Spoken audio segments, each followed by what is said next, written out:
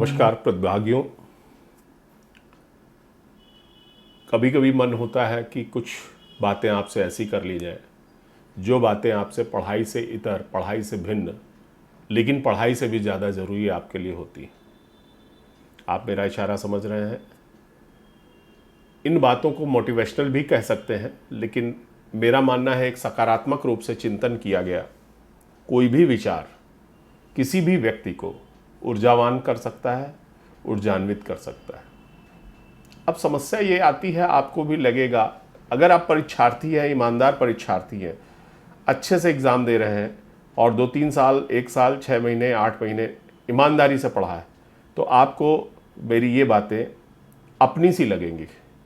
Otherwise तो भिन्न ही होंगी।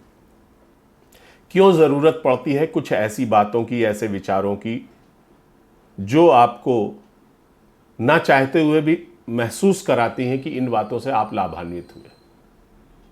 मेरी और आपकी दूरियां सिर्फ कुछ वक्त की दूरियां हैं। आप पढ़ाई कर रहे हैं, हमने पढ़ाई पहले की है। पता है, जब हम पढ़ाई करते थे या लोग पढ़ाई करते हैं तो उस समय आपके आसपास परिवेश की भी जिम्मेदारी होती है कि आपके लिए वो सब चीज़ें, आवश्यक बातें मुहैया कराएं जिनसे आप हमेशा बेहतर रहें। लेकिन विडंबना इस बात की है कि वो जो आवश्यक बातें मुहैया कराने की बात है, उसमें वो सोचते हैं कि हमने फ़ैन अवेलेबल करा दिया है, टेबल पे खाना दे रहे हैं, पानी दे रहे हैं, चाय दे रहे हैं। ना, वो बातें जो आपके परीक्षार्थी मन के कहीं ना कहीं कोने में दबी कुचली रहती है। मान लीजिए आपके घर में ही कोई व्यक्ति आया और उसने कहा कि बच्चे क्या कर रहे हैं, और आपने बड़े कमज़ोर मन से कहा पढ़ रहे हैं, देखिए, आप मेरी वॉइस पकड़िएगा। हो सकता है आपके गार्जियन की आवाज़ में ऐसी कुछ भी चीज़ें हों, तो उससे पता है क्या होता है, जब आप वो बातें जाने अनजाने में सुनते हैं तो आपको लगता है कि मेरे माता पिता, मेरे भैया मेरी पढ़ाई से संतुष्ट नहीं हैं, और वो भी कहीं ना कहीं नीरस हो रहे हैं, हताश हो रहे हैं।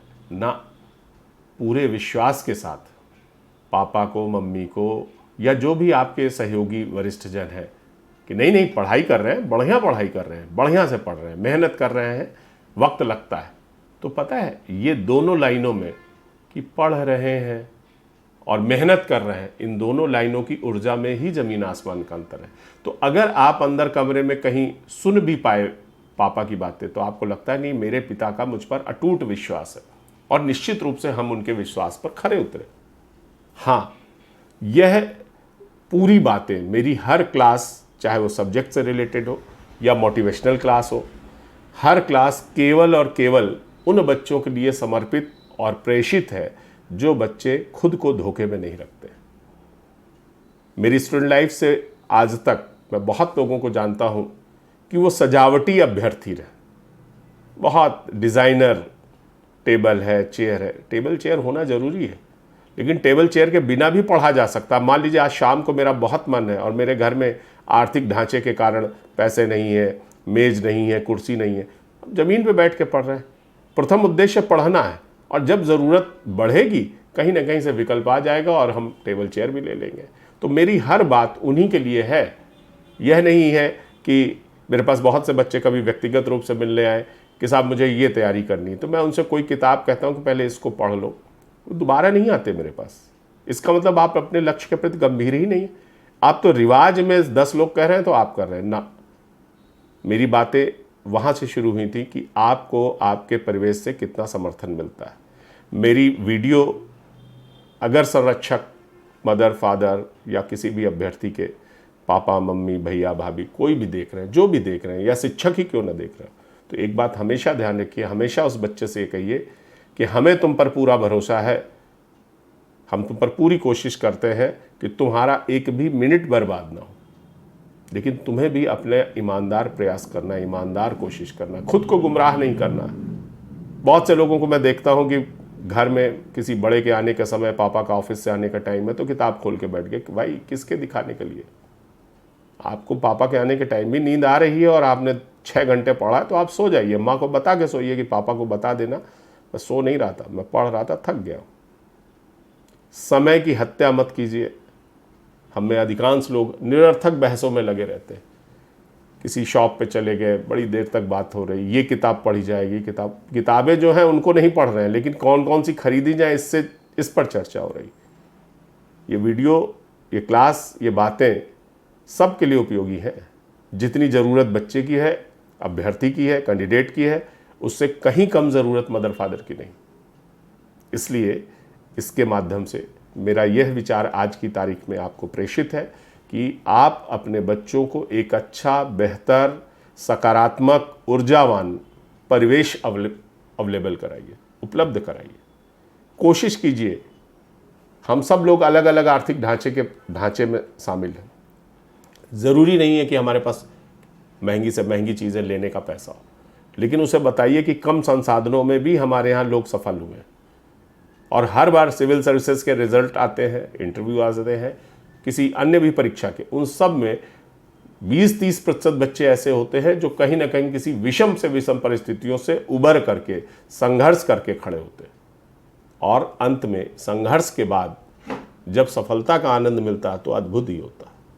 आप बहुत गर्मी में, भयंकर गर्मी में पसीने से लथपथ हो और सिंपल सा फैन भी मिल जाए और उसकी हवा आपको इतनी प्यारी, इतनी निराली लगती कि आपको लगता आहा, ईश्वर की कितनी बड़ी कृपा है।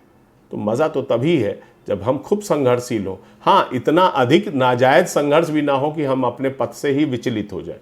कई बार ऐसी दिक्कतें भी आती हैं कि लगातार, और ईश्वर की कृपा तो सब पर है। उस ईश्वर को प्रणाम करते हुए, उस अपने आराध्य को प्रणाम करते हुए, अपनी ऊर्जा से, पूरे मनोयोग से अपनी तैयारी शुरू कर दीजिए। पढ़िए, मेरे कुछ वीडियोज़ हैं उनको भी देखिए, उसमें आप सब्जेक्ट से मजबूत होंगे।